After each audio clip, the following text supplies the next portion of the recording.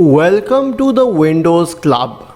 If the preview pane is missing or not working and you encounter the error cannot preview files in Windows 11 Explorer, then either read through this article on the Windows Club or simply watch this video. I'll guide you to the resolution. Another form of the display error is no preview available. First of all, let us open the preview pane. For this, open the File Explorer, click on View, go to Show and check the box associated with Preview Pane.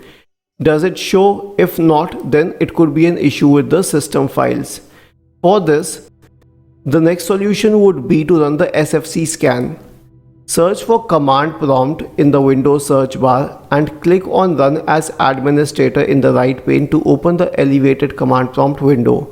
In this window, type the command SFC /scan now and hit enter to invoke the SFC scan. If this helps, well and good. If not, then the last solution would be to use a third-party tool to add more file types to the preview pane. We can also do this through the registry editor, but it is always better to use this third-party tool Preview Config utility, which is free of cost. Isn't this easy and interesting? If you have any doubts, please go to the original article on the Windows Club, scroll down to the comment section and write your query. We will surely answer to it. Do not forget to subscribe to the channel. Thank you for watching this video and have a nice day.